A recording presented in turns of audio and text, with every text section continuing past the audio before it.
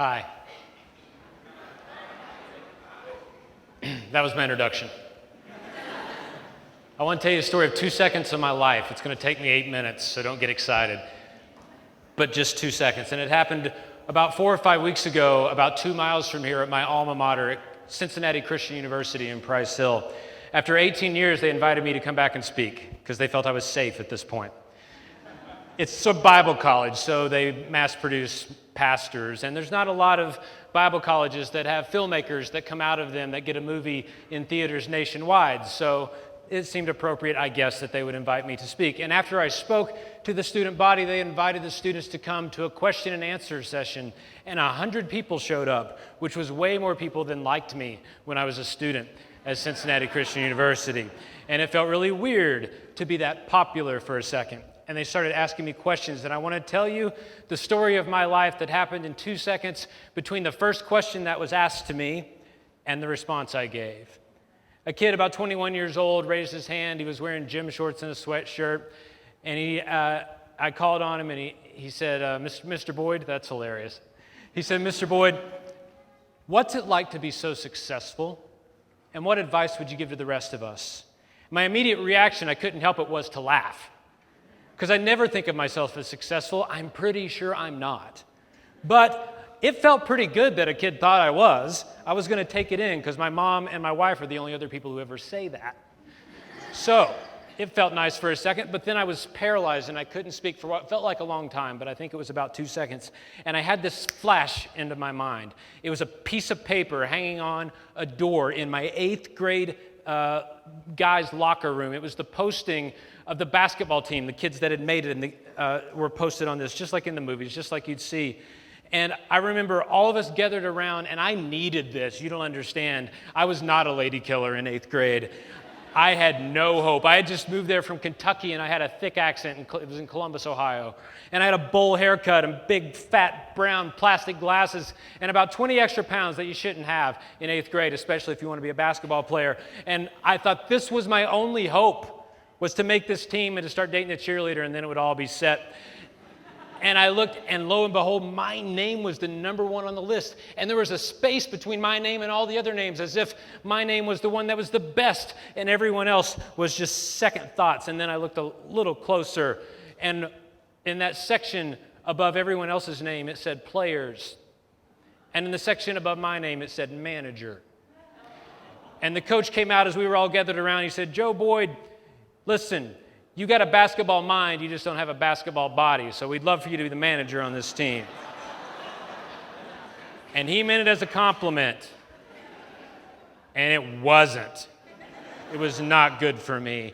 But I went ahead and did it, and I was the manager all that year, and all I wanted to do was play basketball, but all I did was sit behind a scorebook and mark points when my classmates, not my friends because I didn't have any, would score. And 8th grade for me, officially the official term for 8th grade for me was that it sucked. I hated it. I hated every second of it. I was a failure by all accounts. It was not good. And so I turned to religion because my family went to church and I was pretty good at that. And I became a really religious kid. I wasn't that popular in high school, but I was popular at church because I knew Leviticus and stuff. And as a result, it just became clear to me that I was going to become a pastor, so that's why I went to Bible college and seminary to start a church. And as I was there, I began to realize if I'm going to be a pastor, I at least want to be part of a cool church, so I'm going to have to start one because all other churches suck. And I wanted to be part of a cool one. So I went to Las Vegas to start a church because that felt a whole hell of a lot like job security, honestly. Because I figured they needed it. So I went to Vegas and I started a church when I was 23 years old, and you have no business leading a church when you're 23 years old. You have no business doing anything when you're 23 years old. But I was the spiritual leader to a few hundred people, and it started growing and it was successful. It was like any other church you've ever been to. It was basically a rock concert and me doing a comedy show every weekend, and people flocked to it, and we had about 600 people coming to this little church. Our average age was 23 years old, and it was cool. I mean, honestly, it was Vegas. Strippers quit stripping, dealers quit dealing, Drug addicts were getting better. People were finding a spiritual center in their life for the first time. It was all really good stuff. And about 600 people were a part of it. And I was 25, and I was leading one of the fastest growing churches in America, which if you go to church matters, and if you don't, it's just a weird thing to think about. And then I woke up one day, and I don't know what happened, but I just said, honestly, it's all kind of BS. I don't buy it. Not the whole Jesus God thing. I'm still into that for the most part. But the whole institutional church thing, I was just like, I'm part of the problem. And I walked up on stage in front of these 600 people, and I told them, we're going to quit doing church this way. We're going to do church, but we're not going to do services anymore. Just meet in your houses and love each other and take care of each other. And 500 of them left. And overnight, my church went from 600 to 100. And a magazine, a popular Christian magazine, did an article on us. And the first line, I remember reading it at my desk, the first line said, we don't know of any other situation in the world where a church dropped in attendance this much without a sexual affair or a financial scandal. Thank you. So I failed at playing basketball, and I failed at being a pastor. And this was all going through my mind in 2 seconds.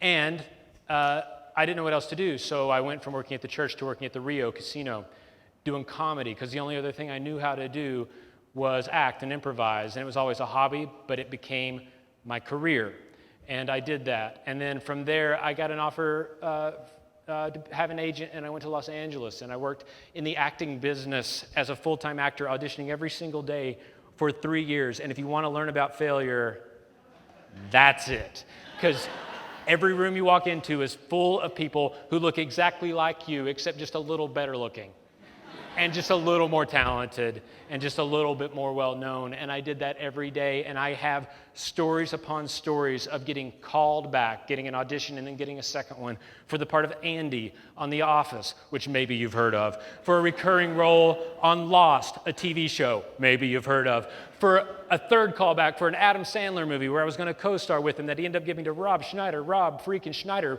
but I didn't get it. I went on 450 plus auditions over 3 years, and I landed 12. I failed. I wasn't a good actor in terms of most people's view of success. So I became a movie producer, because that's what you do. I decided I'd make my own movie because I could cast myself whenever I wanted. I raised money.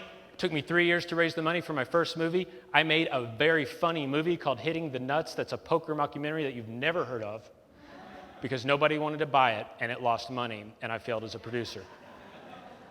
And so I made another movie, and another one, and they failed, more or less.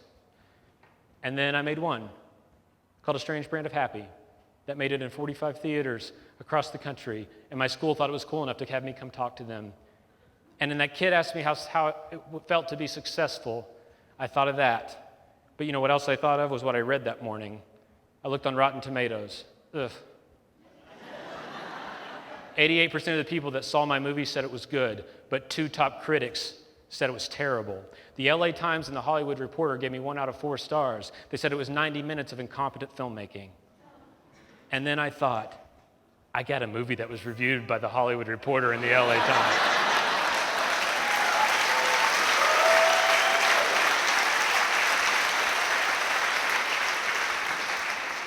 And I looked at that kid after thinking that, and I said, I don't feel successful at all, like a failure. The only thing I've been successful at is to continually fail every year of my life without giving up. I fail and I fail and I fail, and if you do it enough, they invite you back to speak here and call you a success. But listen, my advice to you is this: fail. Fail right now while you're 22. Fail on purpose. Fail often. Fail hard. Fail gloriously, because failure is the currency from which you buy 2 things that you can't get any other way. Just like it costs $1.79 to get a bag of Skittles, it costs these things to get, failure is the cost for wisdom, and it's the cost for humility. It's the only way to get those 2 things. And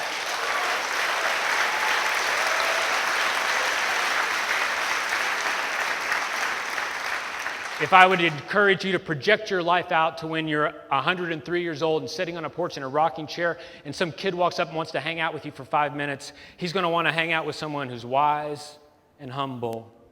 And honestly, all the people we don't want to hang out with in our life, they're not wise or humble.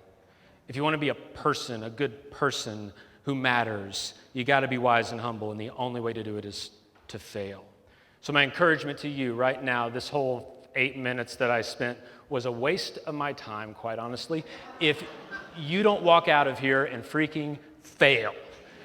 Go fail. Fail big. Fail gloriously. Fail fast. Fail often. It's what our country needs. It's what our city needs. It's what you need to be great.